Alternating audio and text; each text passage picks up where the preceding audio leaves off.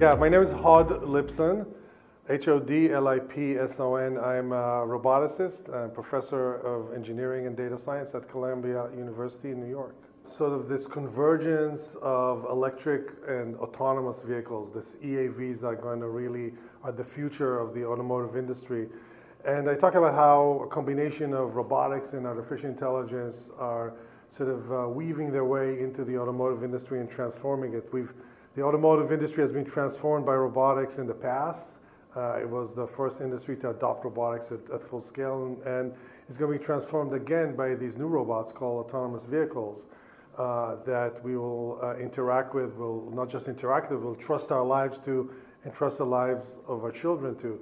And these autonomous vehicles are driven by a new kind of artificial intelligence, an AI that for the first time in history of AI that's been going on for many years can understand what it sees. It allows AI to understand the difference between a pothole and a puddle, or between a tree, or what's drivable and what's not drivable. This kind of AI did not exist just a decade ago. Now it exists, and it's transforming every aspect of transportation. So one of the things I talked about is the ripple effect that this will have on everything automotive, not just on what cars will look like, but on real estate and on supply chains and e-commerce, and everything that depends on transportation is going to be transformed. And the many other questions about safety and about what will urban landscapes look like, and will people own cars, and what will maintenance of cars look like? We talked about all these different things, and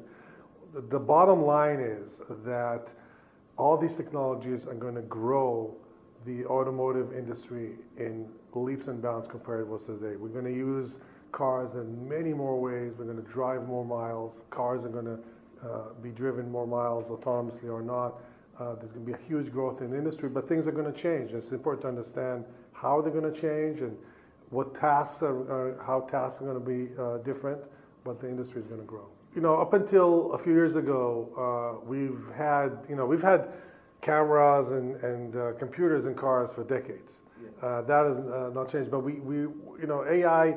Nobody had the software that could tell the difference between a motorcycle and a bicycle. Something trivial that we humans do without even thinking about. A child can tell the difference between these two, and we drive differently when we're driving next to a motorcycle or a bicycle. We understand what's around us. Cars, up until recently, with all the spinning LiDARs and all the cameras, could not understand what's around them. They could detect objects and avoid them, but we don't just detect objects, we understand what's around us. We understand what other cars are going to do. We understand what objects around us, how important they are, and what they're like, how they're likely to behave. And cars, for the first time,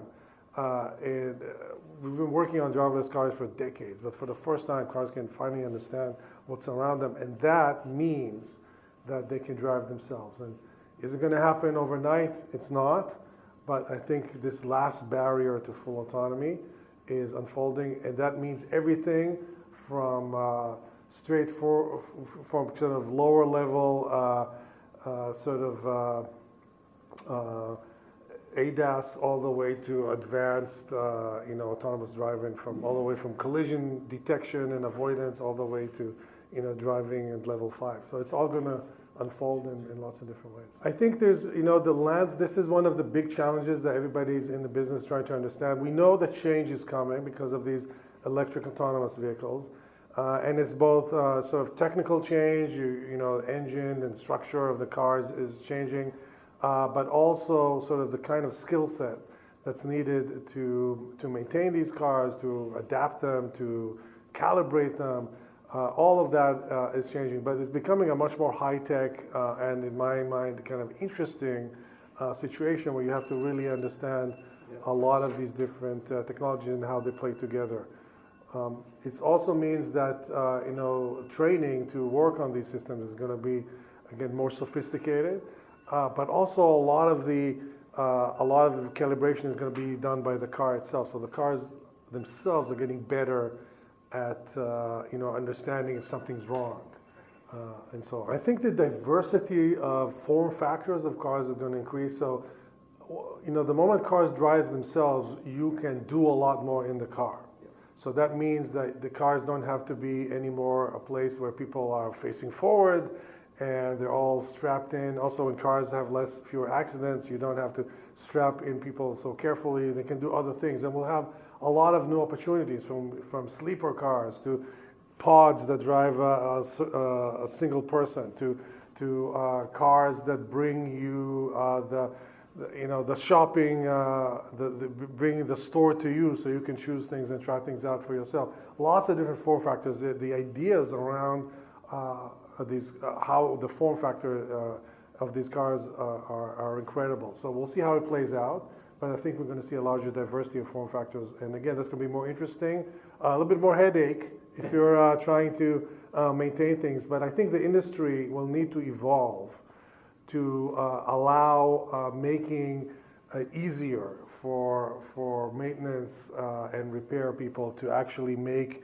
these transitions without having to lock them into only one thing, because it's going to be such a large variety. Yeah. So I think there's a little bit of a misconception of what AIs and robots are good for.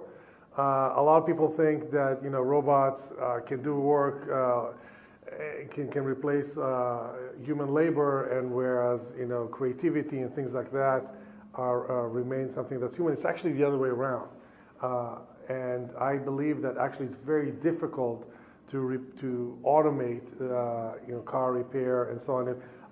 An AI can drive your car tomorrow, but when your car breaks down, it's going to be a human crawling around and fixing it. There's no way that a robot can do that. It's so unstructured, it's so difficult. We're so far away from the physical manipulation ability, the physical dexterity that humans have when they're fixing things and so on. So I think those kinds of jobs are going to remain for a long time.